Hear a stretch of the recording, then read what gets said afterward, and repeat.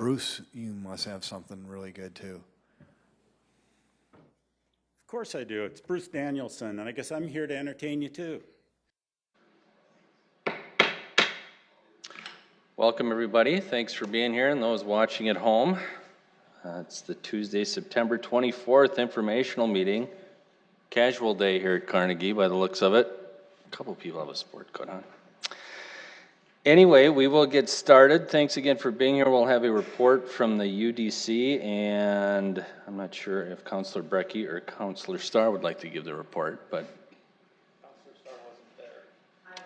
Then Councilor Brecky. Yes. Please, thank you. Got some very copious notes here, so I'll try to go through them. Two things that we did, there were two transportation alternative plans presented, one from Brandon and one from Crooks. These are part of Department of Labor or Department of Transportation master plans that those two communities have been working with them on. And so they were putting together the final recommendations for two of these in each of those communities, two of these portions of the master plan, which they were requesting approval for. And the UDC committee did approve those plans to move forward. I have further details on what parts of the plans they are, or what, it's actually, it's a, you know, for alternative, it's a bicycle pedestrian trails, and if anybody wants to know the details of what leg of the plan it is, I have that.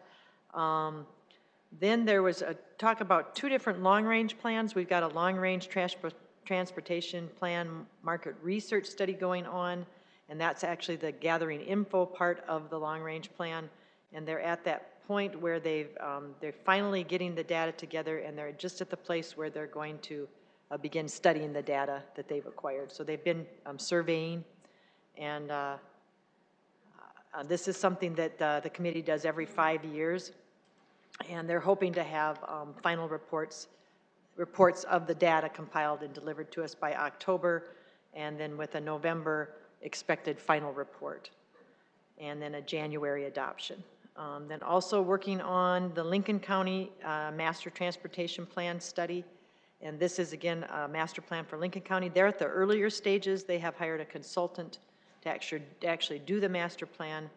And, you know, after that is done, the county owns the plan, and then, you know, it's a matter of implementing it. So this report, that report was just from the consultant, and they were actually just setting out and identifying the issues and needs, developing, you know, creating the plan, you know, developing the solutions, you know, just the components of the plan they're kind of working on. They're at the very earliest stage of that. And so those were just informational pieces. There was no action on that. And that was basically the meeting for this month. All right, thank you. Thank you. While you're hot, do you want to tell us about the CVV bid board? That one was actually reset. Oh, okay. So there was no meeting. It was reset until October 1st. I did not know that. And you know what? I just there, looked so I below get my credit last for point. being there at 7:30 a.m. this morning. Sorry. I'll give the report next. All right, thank you. All right, we've got City Council open discussion. Anybody? Councilor Erickson. I'll be brief. I just want to give a quick update to the council. So I serve on an 85th interchange task force, if you will. I've been on this since really I was on the council from years ago. The discussion and conversation has been overpass versus interchange. Obviously, all the landowners around there want it to be overpass, or I'm sorry, an interchange, an interchange. And so there are plans for it to be a diverging diamond. As you know, this takes lots and lots of studies that need to be done. I think we're waiting for 6 different studies, from environmental to traffic studies to plans to where access points are going to be. There's also endangered species that have been in the area, the long-eared bat, but the good news is they're not on those properties, and so that shouldn't be an issue.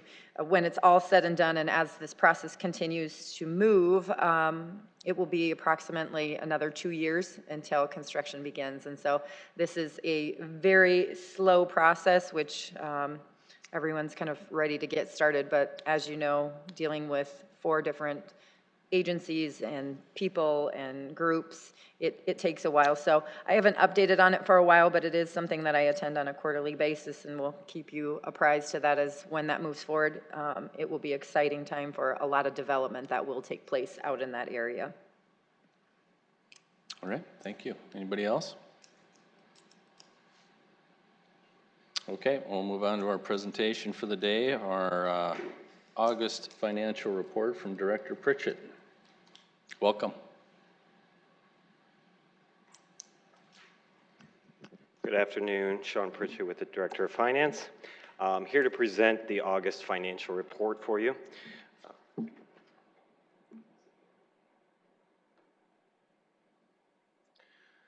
So as we always do in our monthly presentation, we kind of do a reflection on some of the key statistics for our local area and where we sit. As far as unemployment goes, we actually reached a low in the last 10 years or so of about 2.1% unemployment rate for the community, which is a continuing trend, downward trend for this year. So we continue to have fairly positive news in regard to that. One thing you note this in the last couple of months, we have seen an uptick in the national unemployment rate, which has increased to 4% as of July. As far as labor force and employment, we continue to see increased growth there, over 7,000 person increase in the labor force and employment. It equates to about a 4.75% increase over the last 12 months.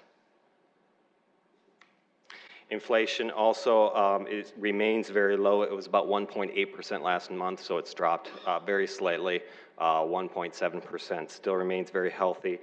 That's driven a lot or in large part by the negative CPI that we see occurring within the energy sector, and only moderate increases in the other sectors of food and all other items other than food and energy. As far as building permits, year-to-date through August, in 2019, we've had about $488.4 million in building permits. This is down about 15% from where we were last year. That, of course, was a record-breaking year. Last 2 years have been a record-breaking year, so we are down slightly from where we had been last year, and we're also down slightly from where we had been in August, but pretty much on pace for August 2017. This has been primarily across the board. We see new residential values are down about 14% from 2017, down slightly less, about 5% for August of 2018. More significant, we've seen a reduction in new commercial, where we're down about 25% from where we were in 2018, but there are several large projects that we anticipate will be coming in over the next several months. I don't know that we can anticipate we will be in excess of where we were last year in total, but we continue to watch those on a month-to-month basis, and we'll have updates in future months as well. We did tweak these graphs a little bit on Sioux Falls year-to-date housing permits. I thought the graph was a little challenging to read, and tried to get you something that was a little bit more informative as you kind of look at what the trending is.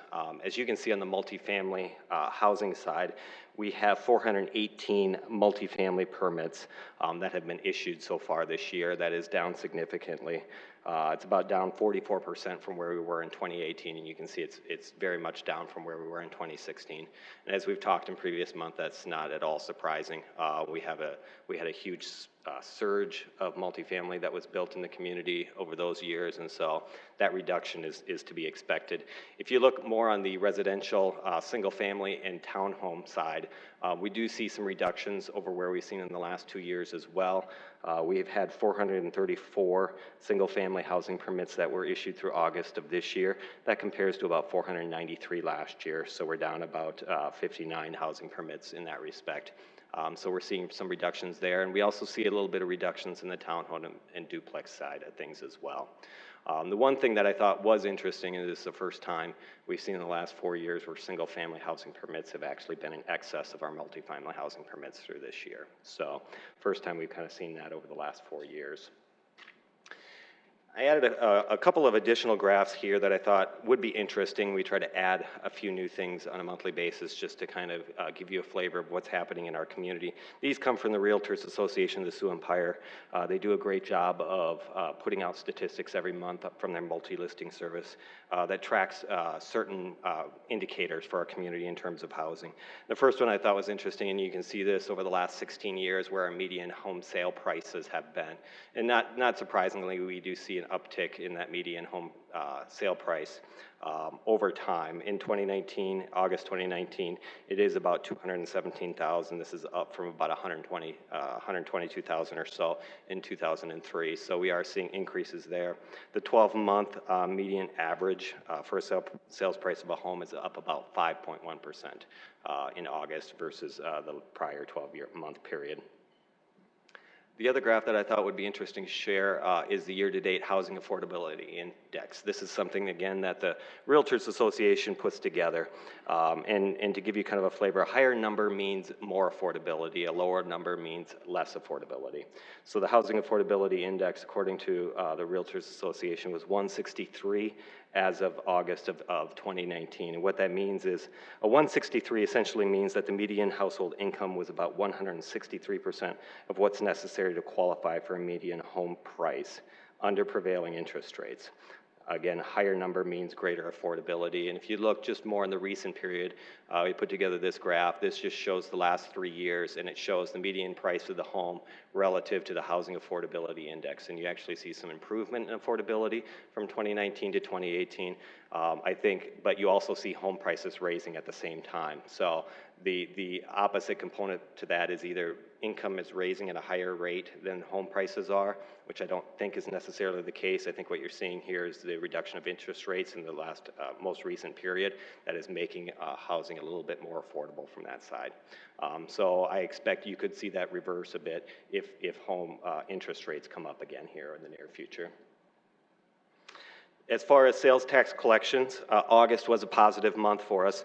August sales tax receipts were up about 11.7% over what they were in August of 2018. So that's just a 1 month to 1 month comparison. Again, we try to be more reflective and look at that 12-month rolling average as being more indicative of the trends that we can expect. So we had 2 months of slower growth in June and July. They were both below 3%, and then we surged up to the 11%, which is the highest we have seen in the last 3-4 years. But we see that also did increase our rolling average to about 5%. And to give context again, we had budgeted this year at about 3%. We had budgeted next year at about 4%. So we're very much in line with what our expectations have been, really in a healthy area. We'll continue to watch that closely here over the next several months to kind of see how we roll out through the rest of the year. Entertainment tax collections, which had been really strong, they are coming in a little bit lower in terms of growth. We are still continuing to see growth in this area, but not in the same increases that we had seen in April, May, and June. So we only grew about 1% in August 2019 over August 2018, seeing a slight reduction in the 12-month rolling average, but we're still at about 5.8% for a rolling average. In both for sales taxes and for entertainment taxes, year-to-date numbers were up about 6%. So a whole lot of different data of ways of looking at it, but again, that rolling average is the best way to kind of get a best gauge of where we sit. Even though we haven't had strong growth in the last couple of months, this is the 10th month we've had a straight growth in the entertainment tax, and we haven't seen that in quite some time. I will give you a little warning. We had 13.6% increase in September of 2018, so I wouldn't be surprised if we see very small growth or negative growth in the entertainment tax next month, just because of the high amount of growth that we had last year for that particular month. If we look overall at our revenues, through August, we've expended 64% of our budget, so we're about 66% through our year, about 2/3 of our way through the year. This is equivalent to where we were at last year at this time, so we're really on pace in terms of, I'd say expenditures, this is revenues, of revenue expectations. So feel very comfortable with where we're at. Property taxes are coming in about what we had anticipated in the budget, where they had been lagging or a little bit behind in the earlier part of the year. Sales taxes continue to be strong through this year. So overall, we're optimistic on what we're seeing, as well as bank franchise fees continue to be a positive. We've talked about that in the past.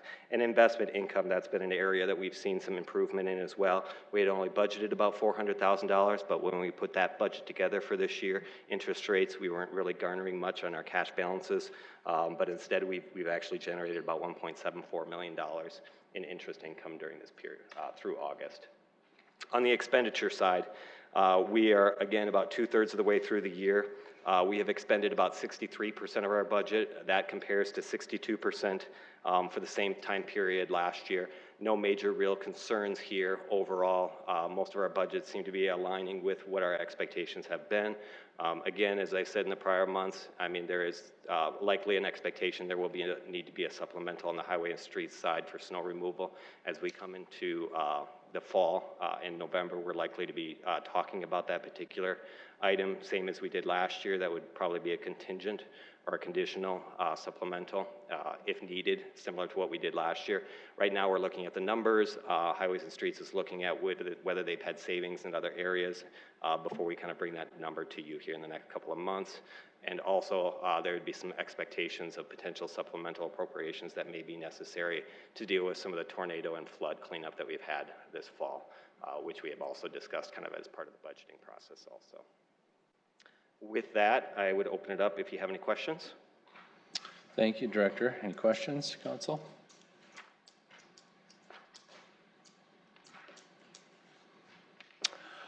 Well, how about that? Thank you. Well done. Any public comment on today's subject?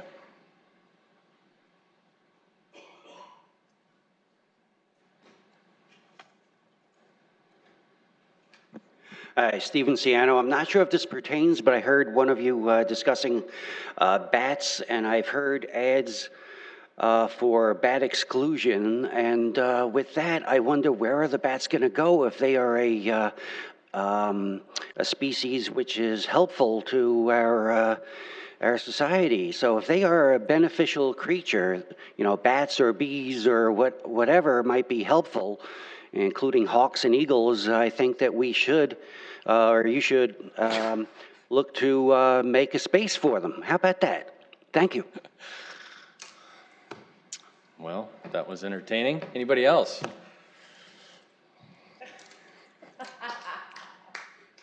Okay, well, with that, we will adjourn. Thank you.